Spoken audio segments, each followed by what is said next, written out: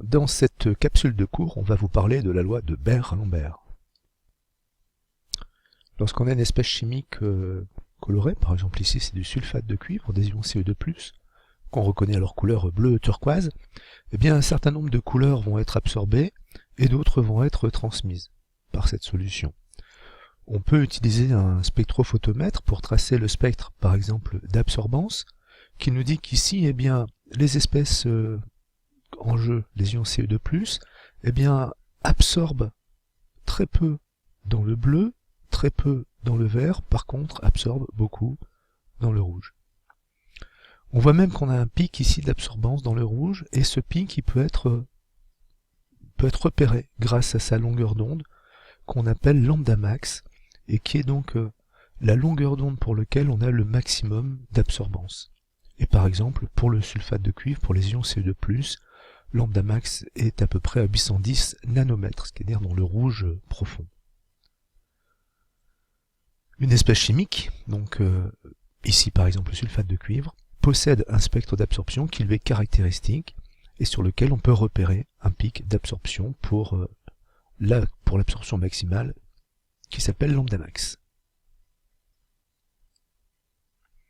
Alors si on trace le même spectre d'absorption, mais pour des solutions de concentration différentes, on s'aperçoit que ce spectre est de moins en moins élevé. L'absorbance, notamment pour la couleur de longueur d'onde lambda max, est de plus en plus faible. Et on peut même voir que cette absorbance, elle est proportionnelle. Lorsqu'on divise par 2 la concentration, l'absorbance, elle est maximale.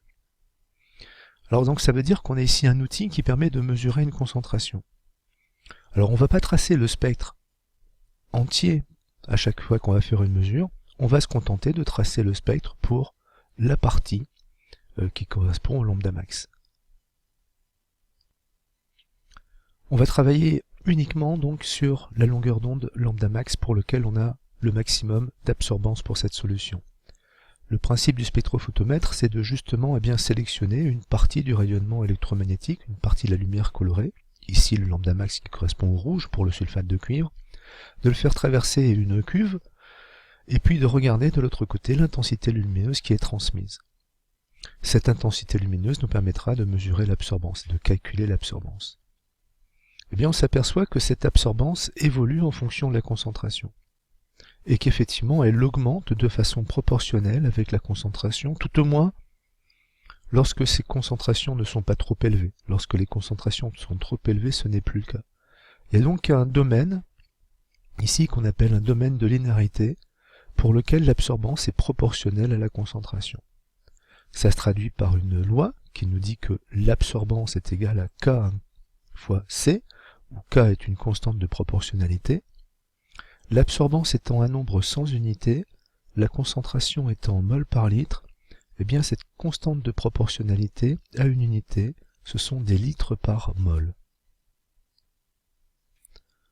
Alors on peut faire une activité expérimentale, ce qu'on fera en TP, pour essayer de vérifier la loi de Beer-Lambert. Par exemple ici on va travailler avec une solution de permanganate de potassium qui a une couleur violette. Lorsqu'on trace son spectre, on s'aperçoit qu'on a une longueur d'onde de lambda max pour une absorbance maximale à peu près 540 nanomètres. Donc on travaillera ensuite en absorbance à 540 nanomètres. Et on va préparer une gamme de dilution.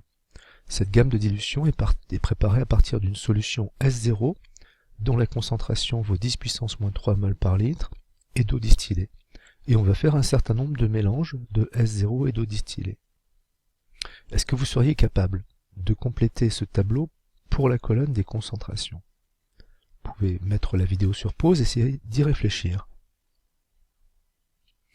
Mais il y a un point évident, c'est que pour la solution S0, on ne met pas de solution de permanganate, on met que de l'eau. Donc la concentration en permanganate, elle est forcément égale à 0. Puis il y a un autre point qui est évident, c'est le point S5, où cette fois-ci on n'a pas mis d'eau. Donc la concentration de la solution S5, c'est la même que la solution S0, c'est-à-dire 10 puissance moins 3 mol par litre. Et entre les deux, alors on va s'intéresser par exemple à la solution S1. On a pris 2 ml de la solution S0, on a ajouté 8 ml d'eau. Au final, la solution obtenue, elle représente un volume de 10 ml. Quelle est sa concentration? Alors réfléchissons un petit peu. Au départ, on a pris une certaine quantité, un certain volume de la solution concentrée. Ça s'appelle le volume de la solution mère et la concentration de la solution mère. On peut déterminer la quantité de matière correspondante, qui est égale au produit du volume par la concentration. Ici, cette quantité de matière a été représentée par trois petites entités qui sont là. Quand on va diluer, on va simplement ajouter de l'eau. Le volume va augmenter, la concentration va diminuer, mais les trois entités qui étaient présentes au départ restent présentes à la fin. Autrement dit, la quantité de matière n'a pas changé. Cette quantité de matière, on peut maintenant l'écrire comme étant le volume de la solution phi qu'on a obtenue, que multiplie sa concentration. Donc, comme on a conservé la quantité de matière au cours de la dilution, au final, on va pouvoir écrire que le volume de solution mère qu'on a apporté, que multiplie la concentration de la solution mère qu'on a utilisée, ici la solution S0, est égal au volume de la solution phi qu'on a obtenue, c'est-à-dire les 8 plus 2 ml qui sont ici, que multiplie la concentration de la solution phi, c'est ce que je cherche. Autrement dit encore, la concentration de la solution phi est égale à la concentration de la solution mère, que multiplie le volume de solution mère que divise le volume de solution phi. On fait l'application numérique. La concentration mère, c'est la concentration de la solution S0, on nous dit 10 puissance moins 3 mol par litre. Le volume de solution mère, 2 ml. Le volume de solution phi, attention, c'est pas le volume d'eau, c'est le volume de solution obtenu, donc c'est 8 plus 2, 10 ml.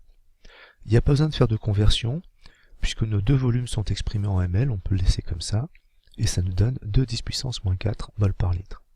Et on n'a plus qu'à compléter notre tableau. Et on va compléter le tableau jusqu'au bout pour obtenir les différentes concentrations de notre solution. On n'a plus ensuite qu'à mesurer l'absorbance pour tracer la courbe qui nous donne l'absorbance en fonction de la concentration. Donc on a compris cette loi de Berlambert, elle traduit la proportionnalité entre l'absorbance et la concentration. Mais à quoi ça peut bien servir? Eh bien, cette loi de Berlambert, elle peut servir pour effectuer un dosage. Qu'est-ce que c'est qu'un dosage? Eh bien, doser, c'est déterminer une quantité de matière présente dans un échantillon. Ça peut être aussi déterminer la concentration d'une solution. Eh bien, la loi de Berlambert va nous servir à déterminer la concentration d'une solution. Imaginons qu'on ait une solution dont on ne connaît pas la concentration, c'est la solution X. Comment peut-on déterminer la concentration de cette solution? Eh bien, si on connaît l'espèce chimique qui est présente dans cette solution, la première étape, ça consisterait à tracer sa courbe d'absorbance, puis à déterminer la valeur de lambda max. Ensuite, on va préparer ce qu'on appelle une gamme de dilution, c'est-à-dire qu'on va préparer des solutions de concentration connues et croissantes de notre espèce chimique. Ensuite, on va pouvoir tracer la courbe d'étalonnage, où on va mesurer pour chacune de ces espèces, pour chacune de ces solutions, son absorbance, on va reporter sa concentration, et on va tracer la courbe. Et on s'aperçoit qu'on a une droite qui passe par l'origine. La loi de Berlambert est vérifiée. Comment déterminer la concentration de X? Il suffit maintenant de mesurer son absorbance. Alors mettons qu'on trouve une absorbance de 0,4. Une fois qu'on a trouvé l'absorbance de cette solution inconnue, on va le reporter sur l'axe des absorbances sur notre courbe d'étalonnage. On vient chercher le point de la courbe, on projette sur l'axe des abscisses et on obtient la concentration. Et ici, on lit que Cx vaut quelque chose comme 6,4 10 puissance moins 3 mol par litre. Une graduation ici, c'est donc quelque chose comme 5 10 puissance moins 4 mol par litre. On a fait un traitement graphique, on a fait une résolution graphique de cet exercice. On peut faire aussi une résolution numérique, une résolution par calcul.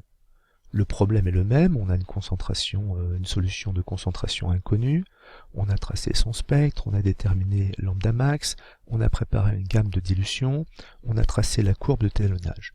Bon, là ça change. On s'aperçoit que cette courbe d'étalonnage est une droite qui passe par l'origine. Il y a donc proportionnalité entre A, l'absorbance, et C, la concentration. La loi de Beer-Lambert s'écrit donc A est égal à K fois C.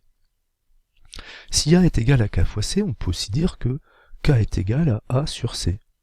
C'est-à-dire que pour n'importe quel point de cette droite, il suffirait que je mesure A et que je mesure C pour pouvoir déterminer K. Et bien justement, prenons un point plus ou moins quelconque sur cette droite. Alors il n'est pas tout à fait quelconque, je l'ai choisi pour qu'il soit plus simple, puisqu'ici il correspond à 1 10 puissance moins 2. Et puis déterminons ses coordonnées. Et bien pour avoir la valeur de K, on va prendre son absorbance, ici je lis quelque chose comme 0,62, on va diviser par la concentration correspondante, ici on lit quelque chose comme 1 10 puissance moins 2, ce qui fait un résultat de 0,62. J'ai donc pu déterminer la valeur de K. K est égal à 62. Attention, K à une unité, ce sont des litres par mol. Ensuite, eh bien, je vais mesurer l'absorbance de ma solution inconnue. Et puisque A est égal à K fois C, c'est que C est égal à A sur K. Et donc la concentration de la solution X, c'est l'absorbance de la solution X que divise K. J'ai ensuite mon application numérique qui est toute prête. 0,4 c'est l'absorbance, 62 c'est la valeur de K, 62 litres par mol, donc j'obtiens des mols par litre, et mon résultat donne 6,45 10 puissance moins 3 mols par litre. Alors on pourrait penser que la résolution par calcul est plus sûre, plus certaine que la résolution qu'on a vue précédemment par résolution graphique. Il n'en est rien. Donc elles ont toutes les deux la même certitude au final, et les mêmes incertitudes. Voilà, c'est terminé pour cette vidéo. Merci.